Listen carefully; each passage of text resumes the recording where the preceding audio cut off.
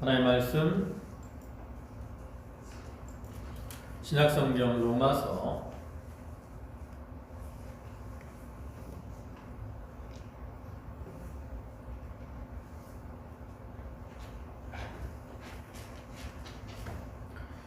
12장 1절입니다. 신약성경 페이지로는 256쪽. 로마서 12장 1절부터 5절까지 말씀입니다. 봉독하겠습니다. 그러므로 형제들아, 내가 하나님의 모든 자비하심으로 너희를 권하노니 너희 몸을 하나님이 기뻐하시는 거룩한 산제사로 드리라. 이는 너희의 드릴 영적 예배니라. 너희는 이 세대를 본받지 말고 오직 마음을 새롭게 함으로 변화를 받아 하나님의 선하시고 기뻐하시고 온전하신 뜻이 무엇인지 분별하도록 하라. 내게 주신 은혜로 말미암아 너희 중 각 사람에게 말하노니 마땅히 생각할 그 이상의 생각을 품지 말고 오직 하나님께서 각 사람에게 나눠주신 믿음의 분량대로 지혜롭게 생각하라. 우리가 한 몸에 많은 지체를 가졌으나 모든 지체가 같은 직분을 가진 것이 아니니 이와 같이 우리 많은 사람이 그리스도 안에서 한 몸이 되어 서로 지체가 되었느니라. 아멘. 네, 할렐루야. 네, 지난 한 주간 동안 편안하셨습니까? 이 시간에도 주님께 예배하는 모든 성도들 위해 하나님의 은총이 함께 하시기를 축원합니다. 네, 오늘은 로마서 12장 1절부터 거기 5절까지 말씀을 보셨는데 그 중에 1절을 보시면 그러므로 형제들아, 내가 하나님의 모든 자비하심으로 너희를 권하노니 너희 몸을 하나님이 기뻐하시는 거룩한 산제사로 드리라. 이는 너희의 드릴 영적 예배니라. 이렇게 말씀을 하고 있는데 그 말씀처럼 이 말씀을 근거로 해서 하나님이 기뻐하시는 예배를 드리자라는 제목으로 함께 은혜를 나누고자 합니다. 2021년이 벌써 시작된 지 10일이 지났습니다. 그래서 우리가 벌써 둘째 주일이 되었는데 우리가 새해 첫 주일에는 그 출애굽기 40장의 말씀을 통해서 새 출발을 위한 준비를 잘 하자라는 그러한 제목으로 이스라엘 백성들이 시내 광야에서 가나안 땅을 향해 출발하기 앞서서 하나님께서 그들에게 성막을 건축하게 하셨고 이스라엘 백성들이 그 말씀에 순종해서 성막을 건축한 것처럼 오늘날 우리 성도들도 자기의 심령 속에 영적 성전을 잘 건축함으로 하나님을 우리 안에 모시고 또 하나님과 동행하는 한 해가 되자 이렇게 말씀을 증거를 했습니다. 우리가 이렇게 하나님을 모시고 사는 것, 영적 성전을 건축함으로 하나님을 모시고 하나님과 동행하는 삶을 사는 것이 그 올해 교회의 목표인 회복하는 교회가 되기 위한 출발점인 동시에 목표라고 할 수 있어요. 여러분, 교회의 가장 중요한 그 의미가 뭡니까? 교회의 목표가 뭐예요? 교회라는 것은 하나님을 모시는 것이 가장 중요한 겁니다. 또 우리가 교회가 회복되기 위해서는 무엇보다도 교회 안에 또 성도들 안에 하나님이 함께 하시는 것이 중요하다는 거죠. 또 광야에서 이스라엘 백성들이 성막을 세움으로 하나님이 그 가운데 함께 하시고 하나님이 그들을 인도하시고 보호하신 것처럼 오늘날 우리들도 자기 안에 영적 성전을 잘 건축함으로 하나님을 모시고 주님과 동행하면서 하나님 주시는 회복의 은총을 누리며 사는 성도들이 되어야 되는 거죠. 그리고 오늘 이 시간에는 이제 이러한 목표에 우리가 이제 세부 사항들이 몇 가지가 있죠. 5가지가 있는데 그러한 세부 상황들에 대해서 이제 우리가 좀 몇 주간 동안 생각을 해보려고 합니다. 그래서 세부 상황의 첫 번째가 뭡니까? 바로 진정한 예배가 회복되는 것이다 라고 이렇게 우리가 말씀을 하고 있는데, 그럼 진정한 예배가 회복된다는 건 어떤 것일까? 여러분, 진정한 예배가 어떤 예배일 것 같아요? 물론 뭐 여러 가지 방편이 있겠지만 오늘 제목과 연관을 해서 생각할 때 하나님이 기뻐하시는 예배, 이것이 진정한 예배가 아닌가 생각이 듭니다. 우리가 아무리 열심히 교회에 나와서 예배를 드리더라도 그 예배가 하나님이 기뻐하시는, 하나님이 받으시는 예배가 되지 못하면 그 사람의 수고와 노력은 헛된 것이 되고 마는 거예요. 이사야서를 보면 이사야 시대의 이스라엘 백성들이 많은 재물, 많은 소와 양을 가지고 하나님께 제사를 드렸습니다. 근데 하나님은 그러한 그들의 제사를 기뻐하지 않으셨어요. 오히려 그것을 짐이라고 말씀을 하십니다. 이사야 1장 11절부터 말씀을 보시면 여호와께서 말씀하시되 너희의 무수한 재물이 내게 무엇이 유익하뇨? 나는 수양의 번제와 살찐 짐승의 기름에 배불렀고 나는 수 송아지나 어린 양이나 수 염소의 피를 기뻐하지 아니하노라. 너희가 내 앞에 보이러 오니 그것을 누가 너희에게 요구하였느뇨? 내 마당만 밟을 뿐이니라. 헛된 재물을 다시 가져오지 말라. 분향은 나의 가증이 여기는 바요. 월삭과 안식일과 대회로 모이는 것도 그러하니 성회와 아울러 악을 행하는 것을 내가 견디지 못하겠노라. 내 마음이 너희의 월삭과 정한 절기를 싫어하나니 그것이 내게 무거운 짐이라. 내가 지기에 곤비하였느니라. 이처럼 이스라엘 백성들이 월삭, 안식일, 또 뭐 절기 이럴 때 하나님 앞에 많은 제물들을 드렸지만 그것이 형식적인 것이었기 때문에 하나님은 그것을 기뻐하지 않으시고 오히려 무엇처럼 여겨요? 짐이라는 거죠, 짐. 그래서 우리는 우리의 예배가 하나님 앞에 짐이 되지 않고 하나님이 기뻐하시는 그러한 예배가 되도록 힘을 써야 됩니다. 우리가 오늘 이 시간을 통해서 하나님이 기뻐하시는 예배는 어떤 것인가? 좀 이런 것들을 생각해보고 하나님이 기뻐하시는 예배를 통해서 하나님과 교통하고 또 하나님께 영광을 돌려드리고 또 하나님이 주시는 은혜를 풍성히 받아 누리는 그러한 성도들이 다 되도록 해야 되겠습니다. 그럼 우리가 이제 예배, 하나님이 기뻐하시는 예배에 대해서 생각해 보기 전에 먼저 왜 예배를 우리가 드려야 될까? 왜 성도들에게 예배가 중요할까? 이것을 좀 생각을 해보려고 합니다. 여러분, 예배는 참 우리 성도들에게 있어서 삶의 중심이 되는 겁니다. 구약시대 이스라엘 백성들이 광야 생활을 할 때 성막이 그들의 삶의 중심이었어요. 성막을 향해 진을 치고 성막을 중심으로 행진하라. 그것이 하나님을 모시는 그 성막이 그들의 삶의 중심이었던 것처럼 오늘날에는 우리가 하나님을 모시고 예배하는 것이 우리 삶의 중심이 되는 거죠. 그러면 이와 같이 예배가 성도들의 삶의 중심이 되는 이유는 뭘까? 첫째로는 우리가 예배를 통해서 하나님을 만나기 때문에 그렇습니다. 이스라엘 백성들이 성막을 짓고 하나님께서 그 가운데 있는 언약궤 속죄소 위에서 모세를 만나셨듯이 오늘날 하나님께서 우리 성도들과 예배를 통해서 만나시는 거예요.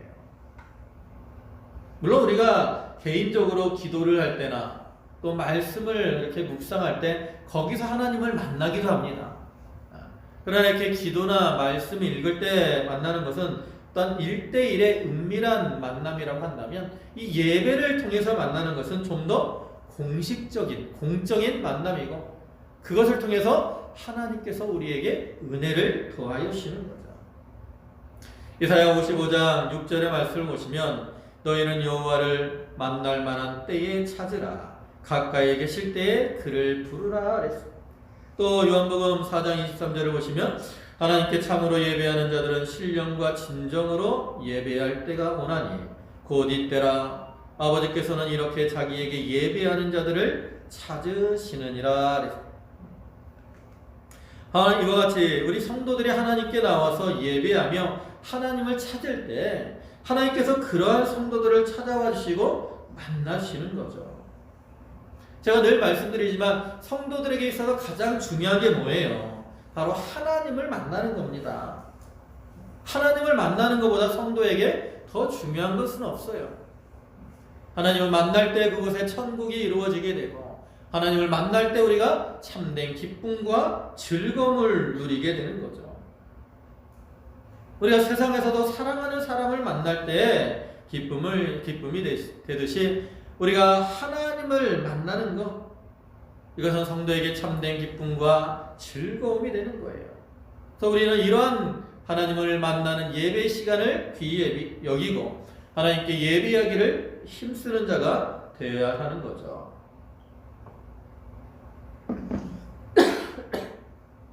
그 다음에 두 번째로 예배가 중요한 이유는 이 예배를 통해서 우리가 하나님의 은혜와 능력을 채우기 때문입니다. 우리 성도들은 이 세상을 살아가면서 믿음의 선한 싸움을 싸워야 되고 또 믿음의 다른 박질을 잘 해나가야 돼요. 우리가 이렇게 믿음의 선한 싸움을 싸우려면 영적 무장이 잘 되어 있어야 됩니다. 또 믿음의 다른 박질을 잘 하려면 달려갈 힘이 있어야 돼요. 그럼 우리가 어떻게 영적 무장을 하고 또 어떻게 달려갈 힘을 얻느냐? 바로 하나님의 은혜를 받아야 된다는 거죠.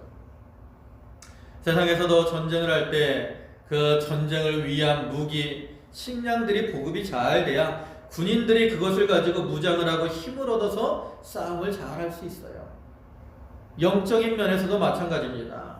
우리가 믿음의 선한 싸움을 잘 하려면 영적 무장을 잘 해야 돼요. 근데 우리가 이 영적 무장을 어떻게 하느냐? 바로 하나님의 은혜를 받아야 되는데 그 은혜는 예배를 통해서 받게 된다는 거죠.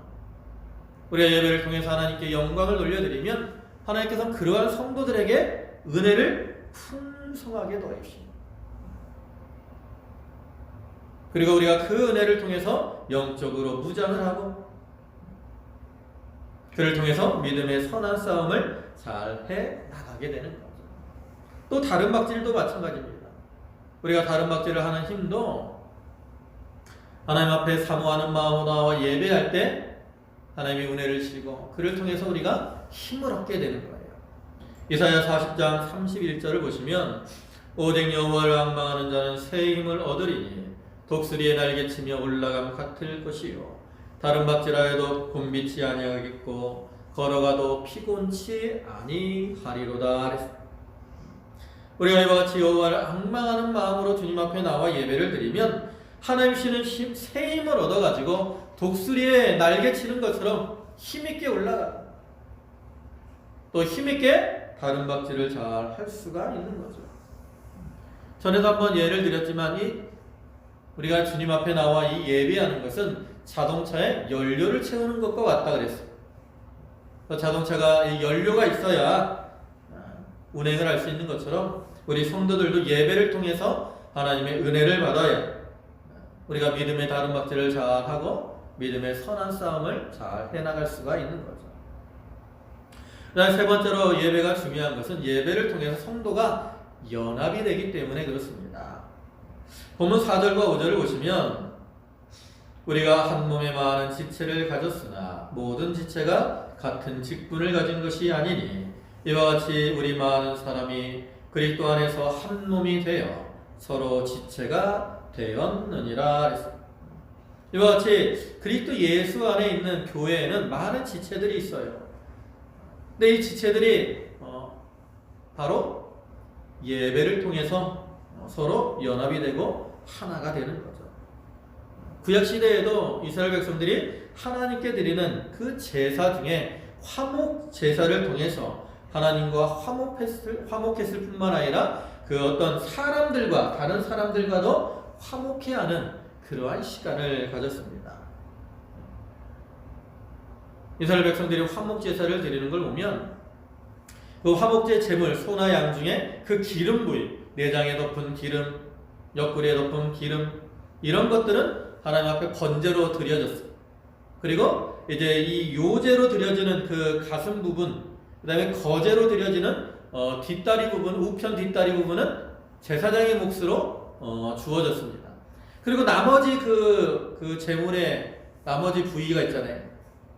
그 부분은 제사를 드린 사람이 먹는데 혼자 먹는 것이 아니라 자기랑 그 다음에 자기의 가족들 또 가까운 친구 뭐 이런 사람들을 청해 가지고 함께 그 제물을 먹었다라는 거죠.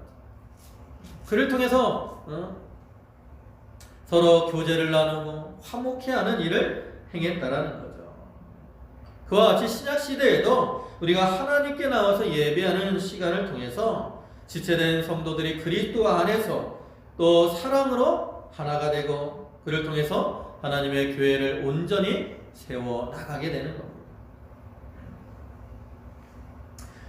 이와 같이 예배는 하나님을 만나는 시간이고 또 하나님의 은혜를 받으며 성도들이 연합하여 하나가 되는 그러한 시간이기 때문에 이 예배는 성도들의 삶의 중심이 되는 것이고 중요한, 또 우리는 이러한 예배를 귀히 여기고 이제 예배에 힘을 써야 됩니다. 그럼 우리가 이렇게 예배를 귀히 여기고 예배에 힘을 쓸 때 또 거기서 우리가 더 중요한 것은 무엇일까? 우리가 어디서 예배하는 것이 중요할까요? 또 누구와 예배를 드리느냐 이것이 중요할까요?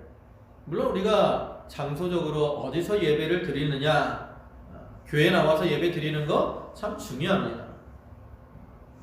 그러나 그보다 더 중요한 것은 그 예배가 하나님의 뜻에 맞는 그러한 예배, 또 하나님이 기뻐하시는 예배가 되는 것이죠. 요한복음 4장을 보면 예수님께서 사마리아 여인에게 그 예배에 대해서 교훈을 하시는 내용이 나옵니다. 그 중에 20절을 보면 우리 조상들은 이 산에서 예배하였는데 당신들의 말은 예배할 곳이 예루살렘에 있다 하더이다. 이렇게 사마리아 여인이 이렇게 말을 하면서 예수님에게 물어봐요. 우리가 어디서 예배를 드려야 됩니까? 사마리아 여자가 이렇게 예수님께 질문을 한 것은 그 당시에 유대인들이나 사마리아 사람들은 예배하는 장소를 중요하게 생각했기 때문에 그렇습니다. 예수님이 오기 전인 구약시대에 오면 이 예배하는 장소를 아주 중요하게 생각을 했어요. 광야 시대에 하나님 앞에 제사할 때는 성막에서 하나님 앞에 제사를 드렸습니다. 또 가나안 땅에 들어가서는 그 성전을 건축하기 전에는 실로에 있는 성막에 가서 제사를 드렸습니다. 그 다음에 솔로몬 성전이 건축된 다음에는 예루살렘에 가서 그 성전에서 하나님 앞에 제사를 드렸습니다. 근데 이제 남북이 갈라진 다음에 북이스라엘 왕들이 생각을 해보니까 이스라엘 백성들이 자기 백성들이 예루살렘으로 가서 자꾸 제사를 드리다 보면 어떻게 되겠어요? 백성들의 마음이 자기들을 떠나서 유다 왕들에게로 돌아갈 그런 염려가 있다라는 거죠. 그래서 북이스라엘 왕들이 어떻게 해요? 베델과 단에 이제 금송아지를 만들어 놓고 거기서 야 이것이 하나님이다. 너희가 이것을 섬겨라. 이렇게 말을 하죠. 또 그런 것이 이제 예수님 당시까지 이어지는 거예요. 또 유대인들은 예루살렘에서 제사를 드리고 예배를 드려야 된다라고 생각을 했고 북이스라엘인 사마리아 사람들은 그 사마리아에 있는 산에서 예배를 드려야 된다라고 생각을 했어요. 그래서 이 사마리아 여인은 이와 같이 어디서 예배를 드리는 것이 옳습니까? 라고 예수님께 물어보는 거죠. 근데 예수님은 그러한 사마리아 여인에게 무엇이라고 대답을 합니까? 아까 보셨던 그 요한복음 4장 23절을 다시 보시면 하나님께 참으로 예배하는 자들은 신령과 진정으로 예배할 때가 오나니 곧 이때라. 예수님은 어떤 장소 이거보다 하나님의 뜻에 맞는 하나님이 기뻐하시는 예배 이것이 더 중요하고 하나님은 그러한 자들의 예배를 받으시고 그러한 자들에게 은혜를 주신다라고 이렇게 말씀을 하셔요. 또 오늘날 우리들도 이제 하나님 앞에 예배를 드림에 있어서는 우리가 하나님이 기뻐하시는 예배를 드리도록 힘을 써야 됩니다. 그럼 이제 어떻게 드리는 예배를 하나님이 기뻐하실까? 그것을 우리가 이제 본문을 통해서 몇 가지로 살펴보면 첫째로는 온 몸을 들여서 예배를 드려야 됩니다. 본문 1절을 다시 보시면 중간에 너희 몸을 하나님이 기뻐하시는 거룩한 산제사로 드리라. 우리의 몸으로 하나님이 기뻐하시는 예배를 드려야 하는 거예요. 그럼 여기서 우리 몸으로 하나님 앞에 예배한다라는 것은 어떤 의미일까? 그냥 단순히 몸만 교회에 나와서 앉아 있으면 그것이 우리의 몸으로 하나님이 기뻐하시는 예배를 드리는 것일까? 물론 우리가 기본적으로 몸이 하나님 앞에 나와 예배를 드리고 또 하나님 앞에 영광을 돌리는 거 이거 필요합니다. 그래서 우리가 주일 전에 하나님 앞에 예배할 때 몸이 피곤하지 않도록 준비를 잘하는 게 중요해요. 피곤하지 않도록 졸지 않도록 준비를 잘 하고 나와야 돼요. 고린도전서 6장 19절을 보시면 너희 몸은 너희가 하나님께로부터 받은 바 너희 가운데 계신 성령의 전인 줄을 알지 못하느냐. 너희는 너희의 것이 아니라. 이렇게 말씀하고 있는 것처럼 우리 몸은 성령의 전이기 때문에 우리가 그 몸을 정결케 하고 주님께 나와 예배하는 것, 이것을 하나님이 기뻐하시는 거죠. 그러나 몸으로 예배한다는 것은 단순히 이 몸만 나와서 예배하는 것을 의미하는 것이 아니라 우리의 마음과 뜻과 정성, 우리의 영혼을 다 기울여서 하나님 앞에 예배하는 것을 의미합니다. 마음과 어떤 영이 없는 몸만 나와서 예배하는 거, 하나님은 그것을 결코 기뻐하지 않아요. 아까 말씀드린 대로 이사야 시대 이스라엘 백성들은 하나님을 섬긴다고 하면서 몸으로는 하나님 앞에 많은 제물들을 드렸다라는 거죠. 그런데 마음은 어때요? 하나님에서 떠나 있어요. 그래서 하나님은 그들을 기뻐하시지 않고 오히려 그들을 책망하시고 징계하신다라는 거죠. 이사야 29장 13절을 보시면 주께서 가라사대 이 백성이 입으로는 나를 가까이하며 입술로는 나를 존경하나 그 마음은 내게서 멀리 떠났나니 그들이 나를 경외함은 사람의 계명으로 가르침을 받았을 뿐이라. 몸으로만 드리는 거 하나님은 기뻐하지 않고 마음을 다 기울여서 드리는 예배를 하나님이 기뻐하신다라는 거예요. 우리가 몸으로 예배한다는 것은 몸도 하나님 앞에 나와 예배하지만 거기서 마음과 뜻과 정성을 다 기울여서 하나님 앞에 예배를 드려야 됩니다. 하나님은 그러한 자들의 예배를 기뻐하시며 또 그러한 자들의 풍성한 은혜를 더하여 주시는 거죠. 두 번째로 우리가 하나님이 기뻐하시는 예배를 드린다는 것은 산제사가 되도록 예배를 드려야 됩니다. 그 1절 중간을 보시면 거룩한 산제사로 드리라. 우리가 하나님께 예배할 때 그것이 산제사가 돼야 돼요. 죽은 제사, 죽은 예배가 되면 안 됩니다. 그러니까 이걸 보면 하나님께 드려지는 예배에는 산제사와 같은 예배가 있고 반면에 죽은 제사와 같은 그러한 예배가 있다는 것을 알 수 있어요. 하나님은 그 중에 산제사는 받으시지만 죽은 제사 이거 받지 않으신다라는 거죠. 그러한 모습을 우리가 창세기 4장에서 살펴볼 수 있습니다. 창세기 4장을 보면 최초의 그 제사의 모습이 나오죠. 바로 가인과 아벨의 제사의 모습입니다. 근데 그러한 제사들의 결과를 보면 하나님께서 아벨의 제사는 받으셨지만 가인의 제사는 받지 않으셨어요. 하나님이 이처럼 아벨의 제사는 받으시고 가인의 제사는 받지 않은 것은 아벨의 제사는 산 제사였고 가인의 제사는 죽은 제사였기 때문입니다. 그럼 어떻게 드리는 제사가 산 제사일까? 우리가 이걸 알아야 되겠죠? 어떻게 드리는 제사가 산 제사이기에 하나님이 그것을 기뻐하실까? 첫째로는 말씀대로 드리는 제사가 산 제사입니다. 창세기 4장 3절과 4절 상반절을 보시면 세월이 지난 후에 가인은 땅의 소산으로 제물을 삼아 여호와께 드렸고 아벨은 자기도 양의 첫 새끼와 그 기름으로 드렸더니, 이 말씀처럼 가인은 자기가 농사한 땅의 소산으로 하나님 앞에 제사를 드렸습니다. 반면에 아벨은 양의 첫 새끼를 잡아서 그 피와 기름으로 하나님께 제사를 드렸습니다.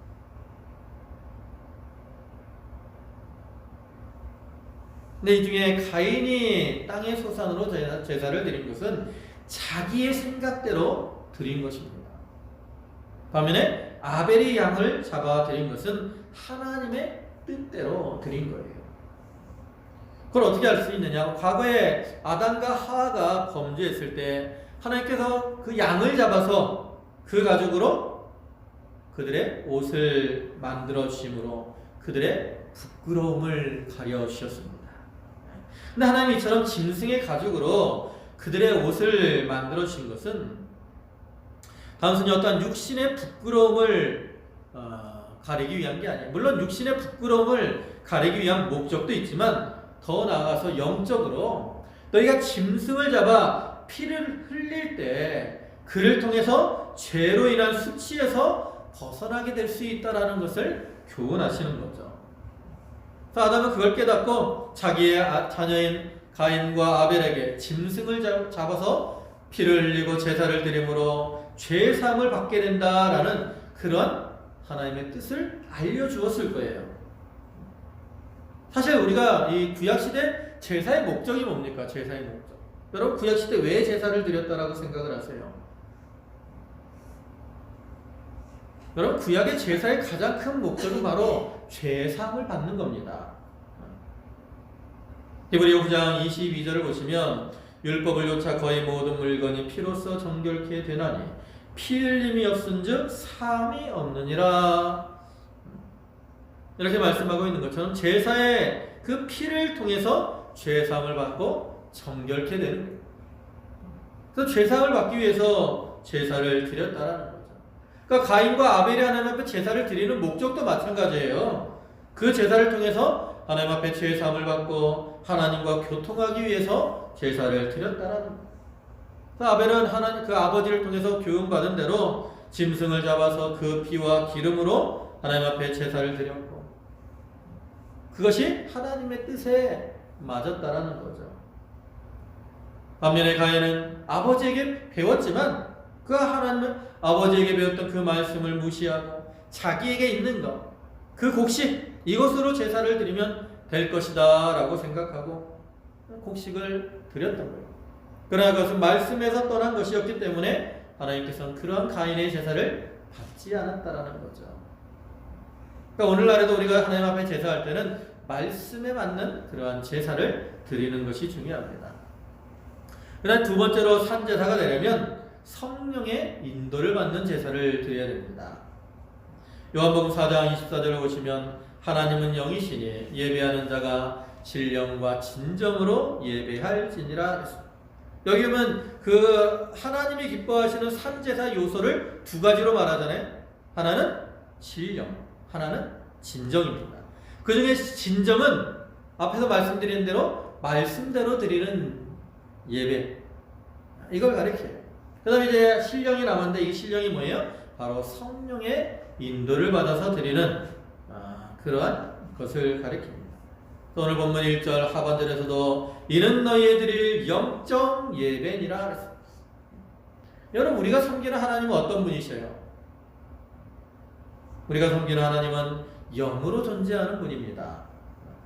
영으로 존재하는 분이기 때문에 우리가 영으로 예배할 때 하나님과 교통할 수가 있는 거죠. 고린도전서 2장 13절을 보시면 우리가 이것을 말하거니와 사람의 지혜에 가르친 말로 아니하고 오직 성령으로 가르치신 것으로 하니 신령한 일은 신령한 것으로 분별하느니라 그랬습니다. 우리가 영으로 하나님 앞에 예배할 때 영이신 하나님의 신령한 말씀을 깨닫게 되고 또 신령한 은혜를 받을 수가 있는 거예요. 그러니까 우리가 육신도 이렇게 깨어서 예배를 드려야 되지만 더 나아가서 영이 깨어서 하나님이 기뻐하시는 예배를 드려야 되는데 그러기 위해서는 우리가 영적으로 준비를 해야 돼요. 그래서 교회 일찍 와서 우리가 기도하고 이렇게 준비하는 게 바로 영이 깨기 위한 그러한 준비를 하는 겁니다. 그래서 이러한 준비를 통해서 영이 깨어서 하나님이 기뻐하시는 영적 예배, 산제사를 드려야 하는 거죠. 그 다음에 또 우리가 하나님이 기뻐하시는 예배를 드린다는 것은 주일날 이렇게 예배에 와서 예배를 드리는 것으로 끝나는 것이 아니라 우리의 삶 속에서도 우리가 바로 행함으로 그를 통해 온전히 예배하는 삶을 살아야 됩니다. 우리 성도들이 하나님을 섬기는 것, 단순히 교회 나와서 예배하는 것으로 끝나는 게 아니에요. 우리 주일 외에 우리가 한 주간 동안 세상에 나가서 살 때에도 거기서 우리가 바로해야 그것이 온전히 예배하는 삶이 되는 것이고, 그것이 하나님이 기뻐하시는 예배의 모습이 된다라는 거죠. 본문 2절과 3절을 보시면, 너희는 이 세대를 본받지 말고 오직 마음을 새롭게 함으로 변화를 받아 하나님의 선하시고 기뻐하시고 온전하신 뜻이 무엇인지 분별하도록 하라. 내게 주신 은혜로 말미암아 너희 중 각 사람에게 말하노니 마땅히 생각할 그 이상의 생각을 품지 말고 오직 하나님께서 각 사람에게 나눠주신 믿음의 분량대로 지혜롭게 생각하라. 이 말씀은 우리가 삶 속에서 어떤 모습으로 살아야 그것이 하나님을 기쁘시게 하는 삶을 사는가, 이것을 교훈하고 있는 겁니다. 우리는 삶을 통해서도 하나님을 기쁘시게 하는 자가 되는데, 우리가 이 삶 속에서 온전한 예배, 하나님이 기뻐하시는 예배를 드리는 모습은 첫째로는 이 세대를 본받지 않는 겁니다.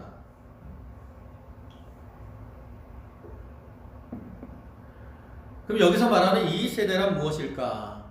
이것은 진리에 맞지 않는 악한 세상의 풍속을 가리킵니다. 그래서 성경에서 이 세대에 대해서 여러 가지로 말을 하는데, 빌립보 2장 15절을 보면 중간에 어그러지고 거스리는 세대라고 말을 합니다. 또 마태복음 16장 4절에서는 악하고 음란한 세대라고 말을 하고요. 또 사도행전 2장 40절에서는 패역한 세대라고 말을 해요. 이와 같이 악하고 패역하고 어그러지고 거스리는 죄악이 가득한 세대가 이 세대이기 때문에 우리가 이 세대에 물들게 되면 우리들도 그들과 같이 죄악 가운데서 하나님을 거스리며 살게 된다라는 거죠. 또 우리는 그러한 세대를 본받지 말고 그들과 구별된 삶을 살아야 됩니다.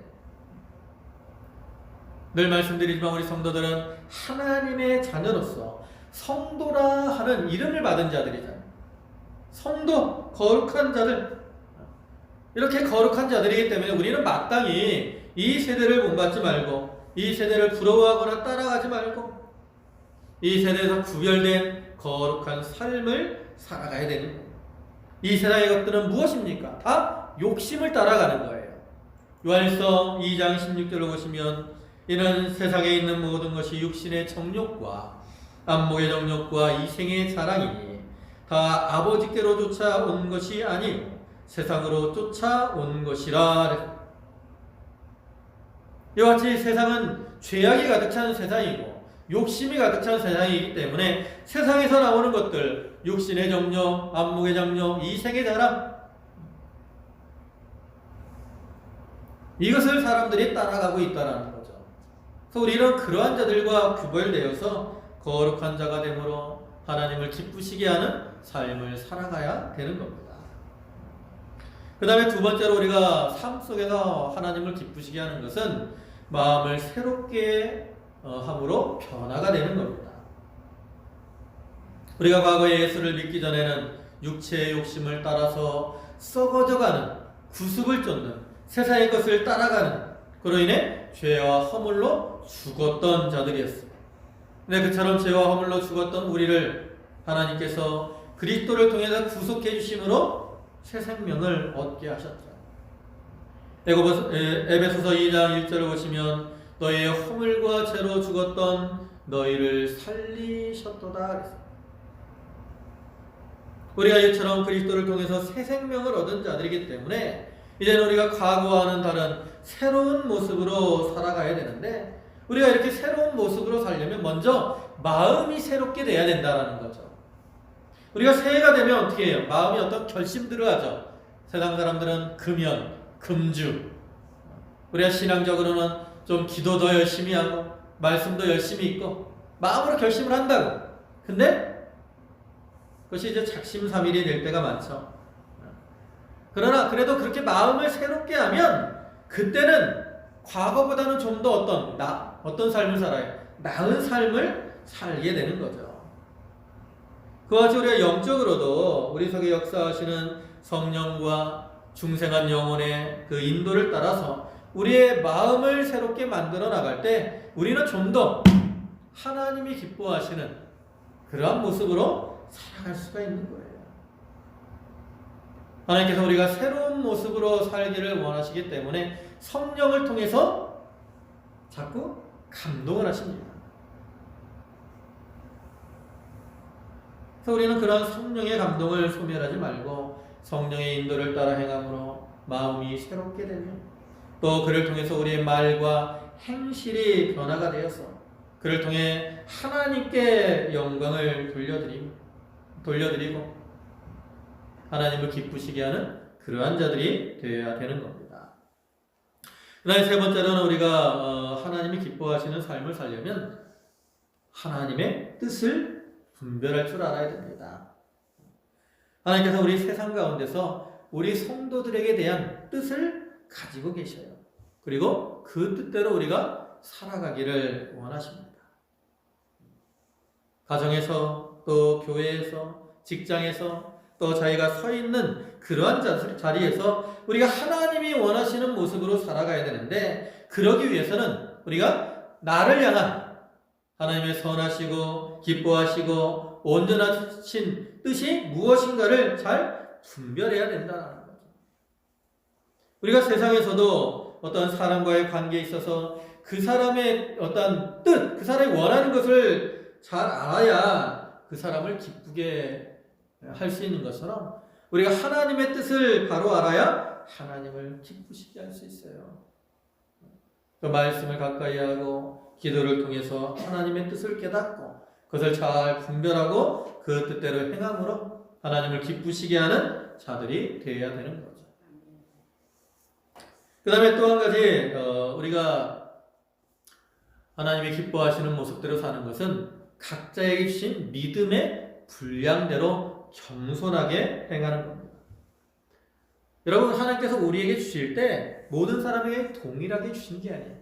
물론 구원의 은혜는 동일하게 주셨지만 하나님이 우리에게 주신 직분이나 은사, 사명들은 다 다릅니다. 마태복음 25장을 보면 하나님이 거의 달란트 비유가 나오잖아요.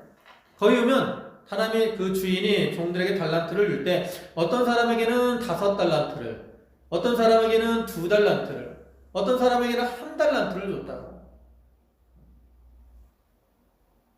그걸 보면 왜 이렇게 공평하게 안 주고 불공평하게 줍니까? 라고 생각을 할 수 있지만 그것은 그 사람이 감당할 수 있는 만큼 준 거라고.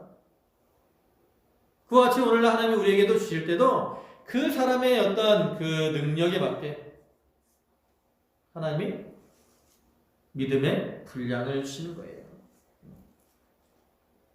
우리는 그 분량에 맞도록 행동을 해야 됩니다. 우리가 만약에 그 분량에 맞지 않고 그 이상의 것을 가지고 행하려고 하면 그것은 교만한 것이고 하나님은 교만한 자들은 결코 하나님을 기쁘시게 할 수가 없는 거죠. 우리는 자기의 마음을 높은 데 두지 말고 낮은 데 두고 예수님과 같이 겸손한 자가 되어서 하나님을 섬기는 자가 되어야 됩니다. 시편 131편 1절을 보시면 여호와여 내 마음이 교만치 아니하고 내 눈이 높지 아니하오며 내가 큰 일과 미치지 못할 기이한 일을 힘쓰지 아니하나이다. 다윗이 이렇게 고백을 하고 있잖아요. 그래서 우리도 이런 다윗의 고백과 같이 하나님께서 나에게 주신 것에 감사하면서 그 일에 겸손하게 충성을 다하는 자들이 돼요. 하나님 우리가 많은 것을 했다라고 칭찬하시는 게 아니에요. 주신 은사에 맞게 충성을 다하면 하나님은 그러한 자를 기뻐하십니다. 하나님께서 5달란트 맡은 자에게만 잘했다라고 칭찬하시지 않았어요. 2달란트 맡은 자도 그걸 가지고 장사를 잘하니까 동일하게 5달란트 맡은 자와 동일하게 착하고 충성된 종아라고 주님이 칭찬을 하셨다는 거죠. 오늘날에도 우리가 비록 내가 작은 것을 받았을지라도 나에게 주신 그것을 가지고 충성을 다하면 하나님은 그러한 자를 기뻐하시고 잘하였도다 착하고 충성된 종이라고 칭찬하시고 상급을 더하여 주시는 거죠. 이제 말씀을 마무리하겠습니다. 예배는 우리 성도들의 삶의 중심이고 우리의 예배가 회복될 때 우리의 믿음이 또 우리의 교회가 회복이 될 수 있습니다. 그래서 우리는 이러한 우리의 예배가 하나님이 기뻐하시는 그러한 예배로 회복이 되어야 되는데 하나님이 기뻐하시는 예배는 우리의 마음과 뜻과 정성을 다해서 드리는 예배이고 말씀과 성령의 인도를 받는 산제사로 드려지는 예배이고 또 우리의 삶 속에서도 하나님이 기뻐하시는 모습으로 사는 것입니다.